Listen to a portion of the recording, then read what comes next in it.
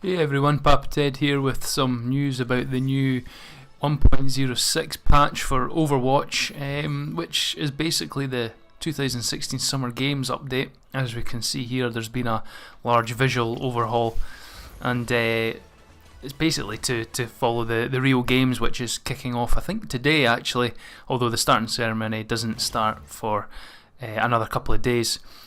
And basically what it's brought in is some new skins for the characters, as we can see there, depending on their country, and a brand new mode, Lucioball. So Lucioball is, I think, Blizzard trying to possibly ride on the fame of Rocket League a little bit.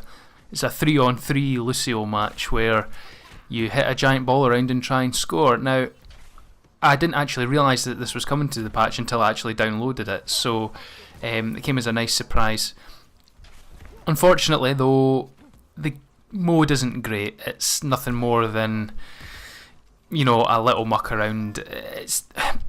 Games like this don't work very well in first person, I feel. I quite often found myself not sure where the ball is. Obviously, with the long range attacks that Lucio has, everyone can just batter the ball around anywhere, and it just kind of is a bit of a mess, to be honest. It's not without its fun, and perhaps if you could get 5 other mates and do 3-on-3, it could be a bit of a laugh. But I think after maybe 3 or 4 games, you're possibly seen all there is to see, and you'll get a bit fed up of it.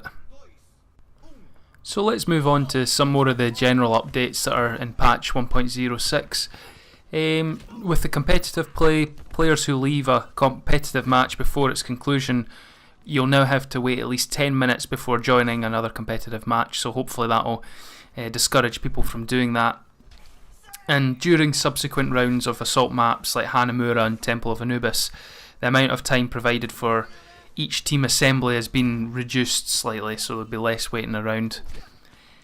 Some other random things is Lucio's now been added as an AI hero to practice mode, and play versus AI and other custom game modes. I've not tried that out, so I'm not entirely sure what that means, if anything really, apart from he's in the practice mode.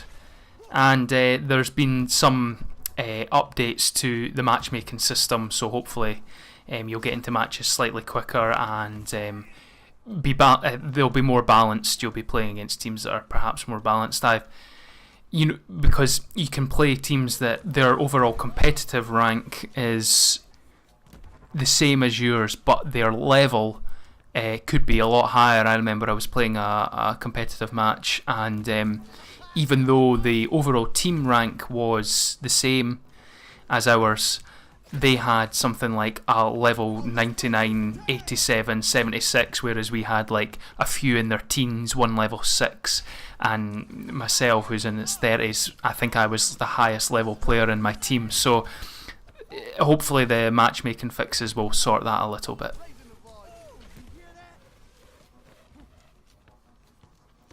There's been a map balance update to Gibraltar, basically to ensure better balance for defending and attacking teams. Several minor adjustments is what the patch notes say. I'm not entirely sure what that is. But moving on to more specific console patch notes. I'm not sure if this has actually already happened on PC. It possibly already has, but Ana, the new hero, which I'll hopefully be doing a video on at some point, has had a little bit of a buff. Her biotic rifle fire rate has been increased by 20%, and the magazine size of her rifle has been changed from 8 up to 10. And the developer comments basically say, while Ana has been very well received, she was shown to be a little bit weaker overall. In addition to helping her feel better to play, these changes should also increase her healing and damage output. Now, I've tried to play as Ana a couple of times, and in the same vein as like Widowmaker and Hanzo, snipers, basically heroes where it requires a lot of accuracy to be good with, it's always more difficult to pull that off on console. I find snipers very difficult to use on console. They're probably far easier to use with a mouse and keyboard. With Ana, I do find that I am missing a lot, and I'm not brilliant at the game anyway, but it's just quite difficult to use. So maybe with more bullets in the magazine, there's more chance of doing damage and healing your friends. So we'll see how that goes as we play more of the game. McCree has had a bit of a nerf. His Peacemaker primary fire, the damage fall off range has been decreased by 10 meters, and basically he's still effective at medium to close range, and that's actually higher than it was at launch still. But it's just a wee tweak they made.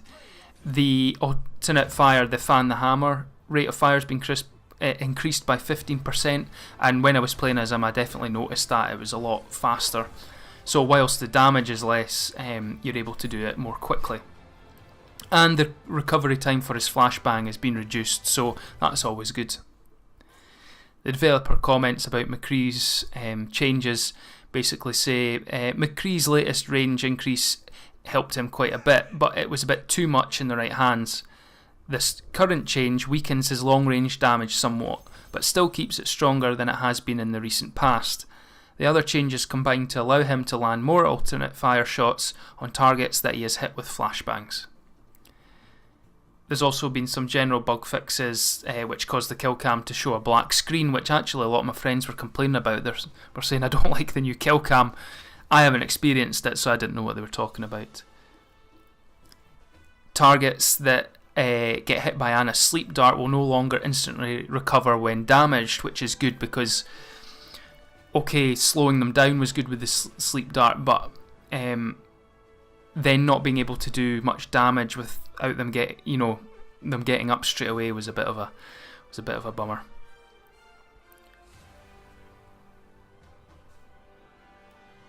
So there's been other various bug fixes as well, but I'll probably do a separate video about Anna coming up, but that was just some news about this patch. So I hope you enjoyed, and we'll see you in the next video. Cheers.